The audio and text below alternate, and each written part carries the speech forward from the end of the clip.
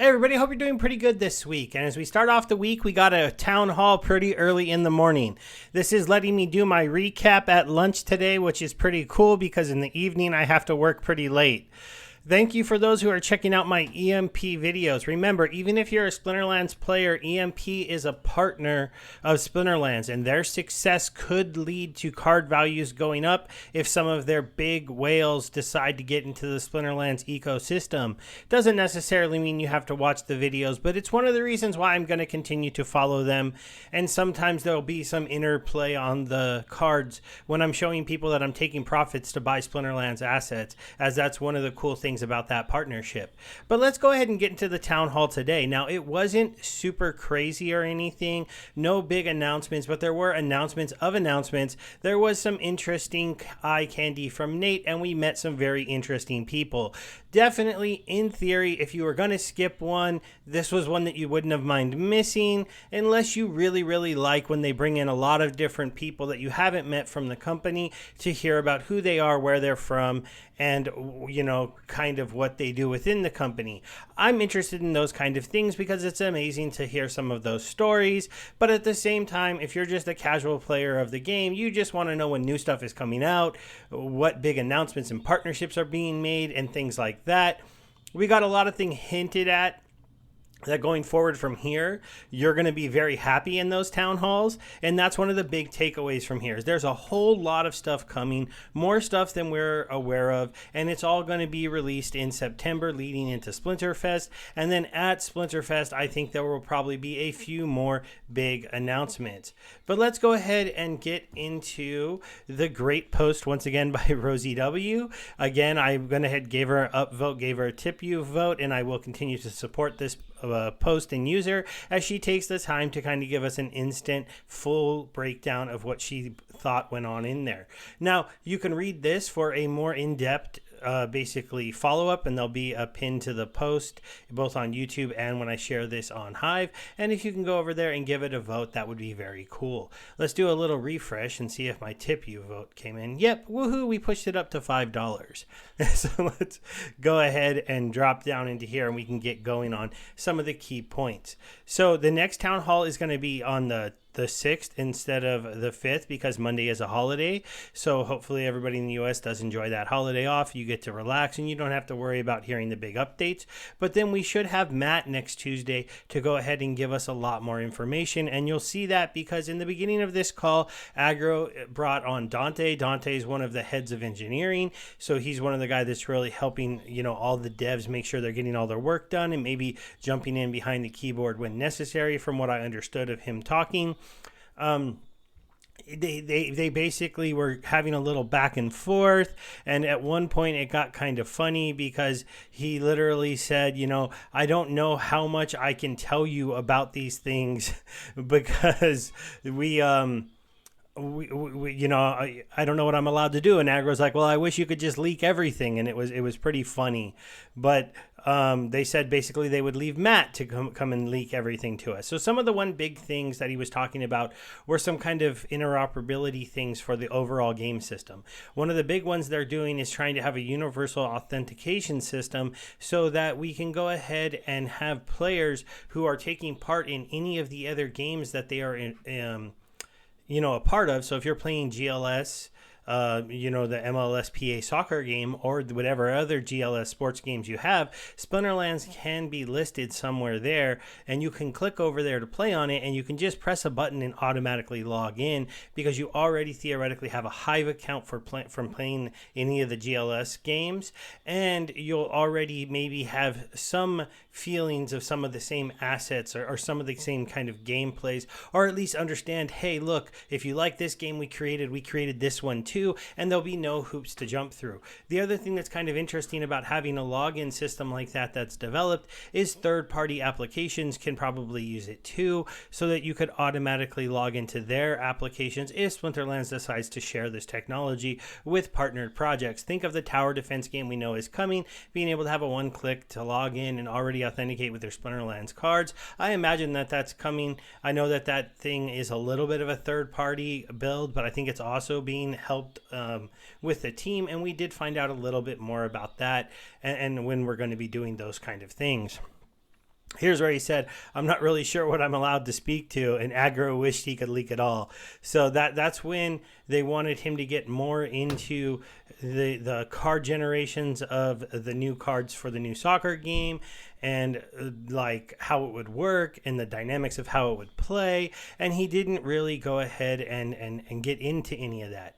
They did note that the tower defense.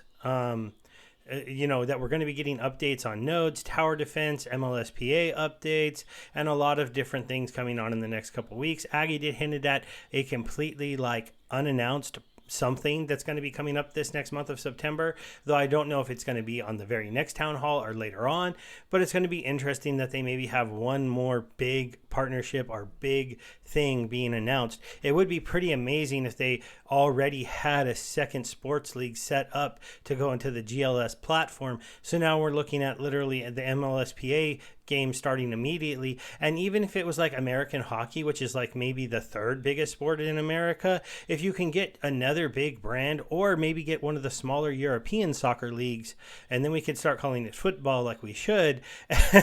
But nonetheless, if you got one of those other leagues to come in immediately and be like, wow, because a lot of those other leagues, they pay attention to what the others are doing. And if the MLSPA decides to do a deal with the Splinterlands team to make them a game that can bring in some more money for their ecosystem and their players, other player associations are going to see that and be like, well, let's go see what we can do with these people. And if the deal is basically, hey, you let us use your players' cards, we'll build the game, we'll put it out, and we'll send you some checks every once in a while, that's not a bad deal. I don't know what the negotiations are in here, but it could come down to being that simple for some of the different player association things. And then they get to go to their players and go, look, we got you guys another form of income.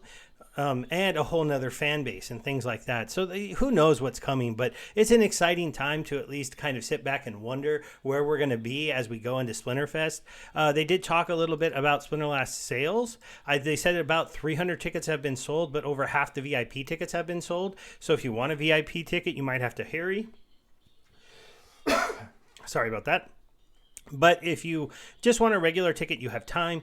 They did say that most people, unlike me, did not spend SPS to buy their tickets. Ugh, that hurt. I just plan on rebuying the SPS, so hopefully it doesn't run up too much. And so far, it's been good. I've been able to, continually buy it back. And I'll be there. I'll be hanging out in the regular section and the VIP section. Hopefully, if you want to, say hi, shake my hand, we'll be able to meet in person, and it'll be kind of fun. Now, Aggro did cover that after the tower defense game comes out, there is a chance we're going to get some more, social casino types games, other entertainment games, because in general, they do want to have our cards usable in a lot of different ecosystems. I do know that mini game type things for card games and stuff, card and assets is just a good idea, because let's say like you got to the point where you don't really enjoy playing Splinterlands that much, but you're botting your account like some people are with the Archmage account, or you're botting out like some other thing that's going on.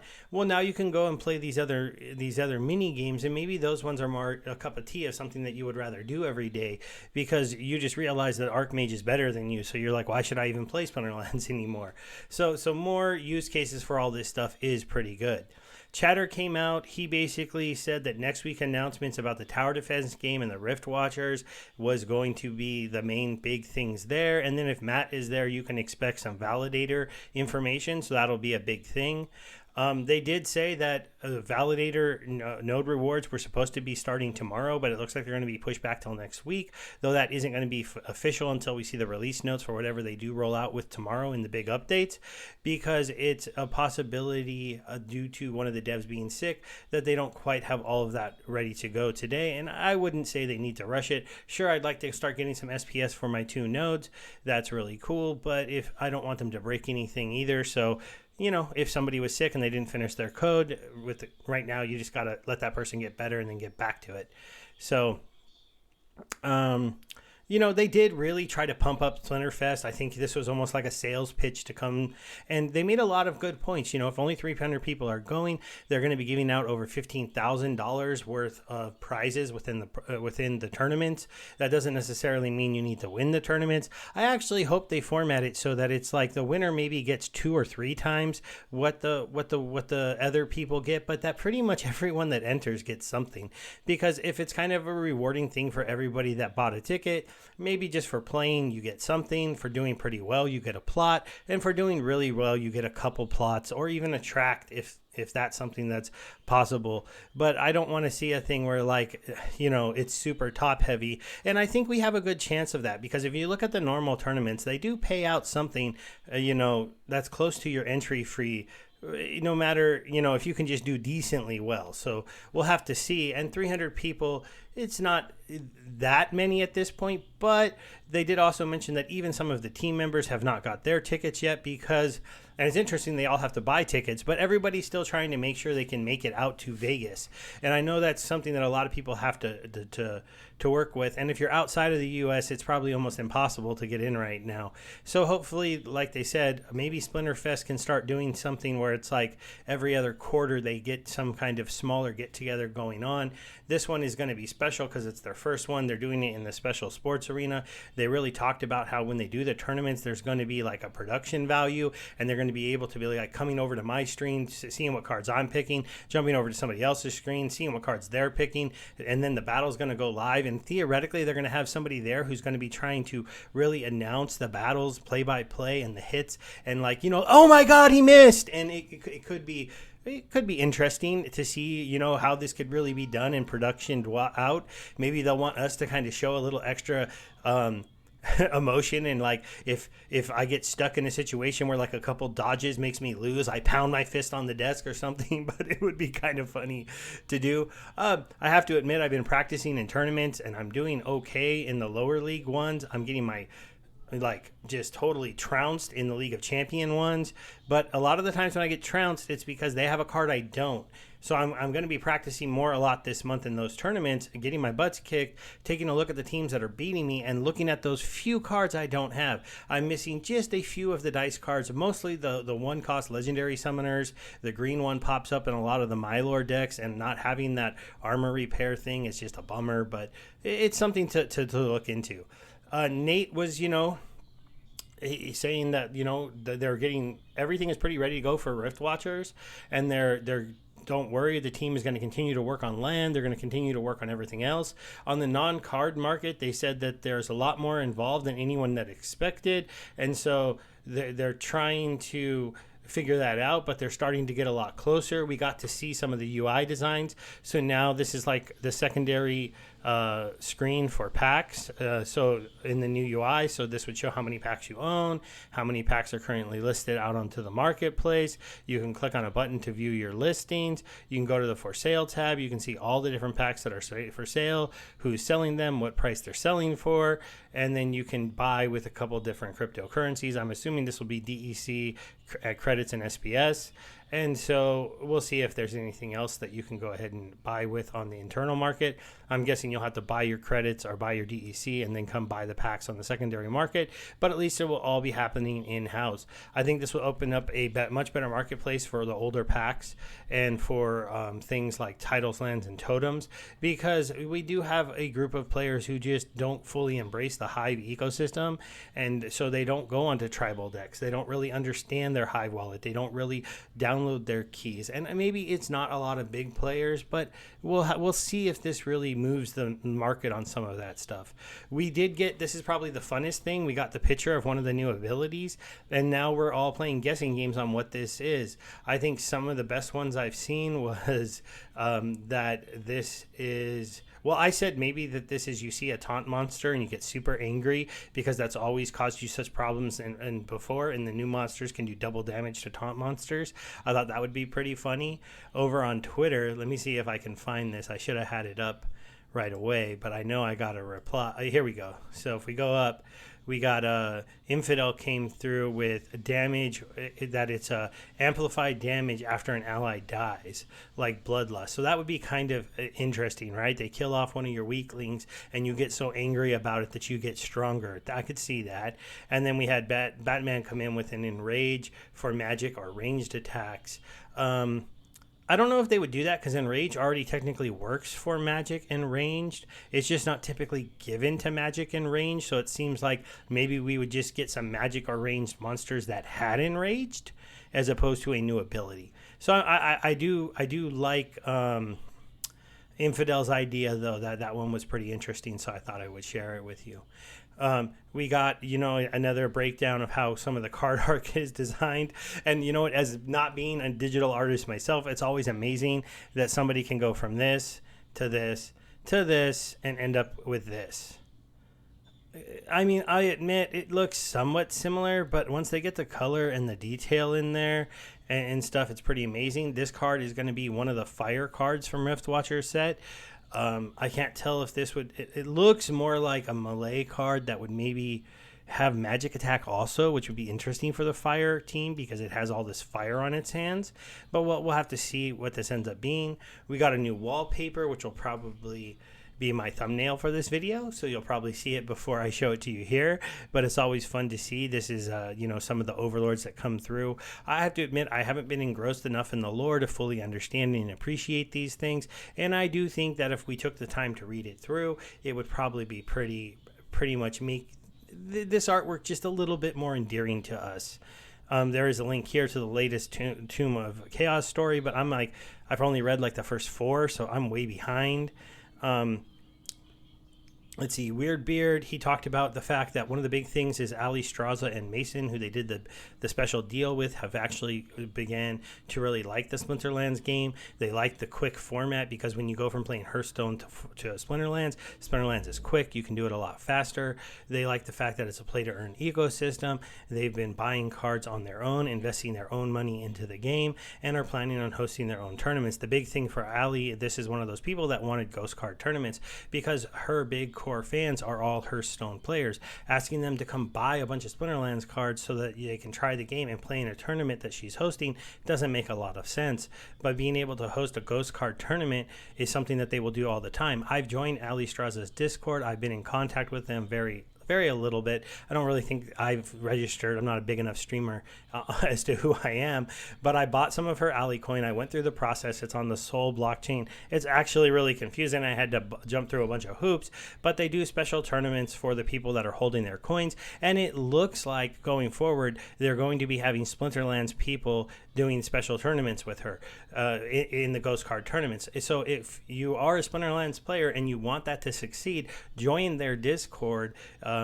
Go through the guides, get yourself a tiny bit of Ali coin. It doesn't cost very much, and then take part in these special tournaments. Because if they go through the process of setting up these special ghost tournaments and say they're going, we want 32 players, and they get 5 because only 5 of us are willing to get her coin, that's not going to show them that this is rewarding for them to keep doing, because it's one of those things where they're looking to drive some value into her coin by saying, hold our coins, you can get into special Hearthstone tournament, hold our coins, you can get into special Splinterlands tournaments. And that's a big thing for us. So I really hope a lot of you embrace that and help her out. When it comes to Splinterfest, this is when we found out a little bit more. They were reminding us that land we're giving away. Then when they said thousands of dollars, I think the number they threw out were over 15,000, I said before. So, and then the other thing they really said is that, like, there's so much coming to end this year that it's all going to be building up. Splinterfest is going to hit, and it's going to be the starting point for some pretty amazing things. And that, it's fun to hear, because honestly, in this bear market, I feel like Splinterlands has actually been doing pretty well at holding the value of its tokens. They haven't been skyrocketing, but everything else has been falling like mad. And so to see them continue to build and hopefully take all this excitement forward would be pretty amazing to see. that kind of, this is when we get into the new folks. We met Jamardi. His story is pretty good. He works with Canon, the financial team. He had lost his job due to the COVID shutdowns. He reached out to Biz, joined the team. It's just like a really good story. Somebody trolled Aggro by replacing most of his face with the new ability, because when they announced it, Aggro was oh boy, that's the face that people give me when I announce stuff in Splinterlands that they don't like. So that was like a funny little moment where he almost stopped and was like, I've been completely owned. We met Jared, who's one of the engineers. He basically just talked up the culture of the company and how good the different coders are that work there. So it's a good thing to hear. Again, it's just, I like hearing these things. They're not maybe the things we're really wanting to hear. Gods, who's been in the ecosystem for probably as long as me, came from Steam, now works for the company. Should I be working for Splinterlands? I'm just not a coder. I don't know what I would do for them.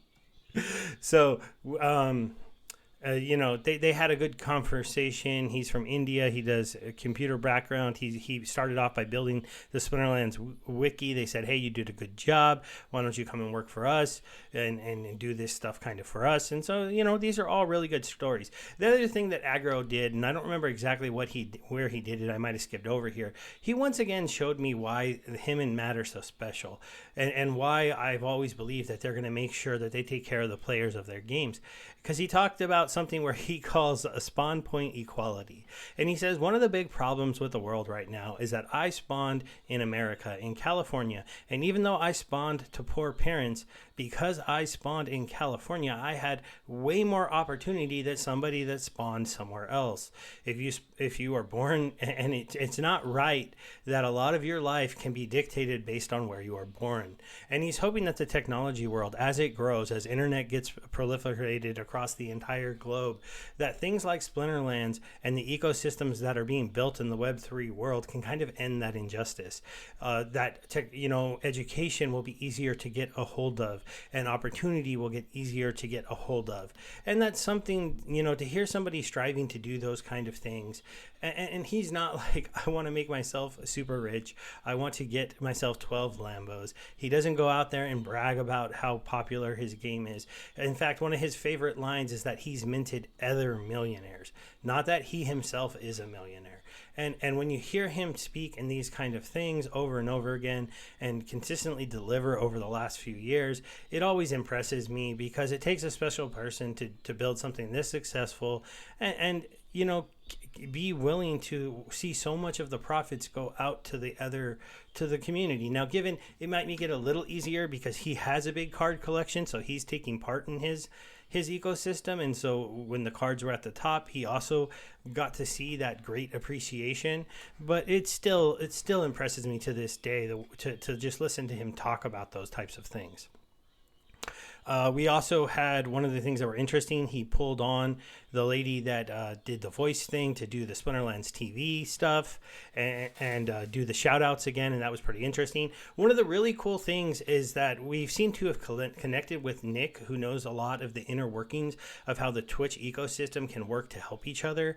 And so I'm starting to think that, my stream ends on Wednesday nights. If there's nobody after me, if he wants to build in an automatic, hey, Steve, hit this button and you'll go raid this other partner channel, and he streams for a couple hours, and then when his stream ends, he hits the button and then he comes back into our channel. Or they can just build partnerships with other channels that when they end, hey, when you're ending your stream, go ahead and raid our Splinterlands TV channel, do a little intro of what it is and how there's almost always somebody here playing the game and giving away cards and hanging out with people, and it'll be a fun way for other people to support the channel and grow the channel. And it's a good thing to see, because it's not paying for advertisement. Instead, it's supporting other people who are already streaming in the Web3 ecosystem, and so that could be pretty cool.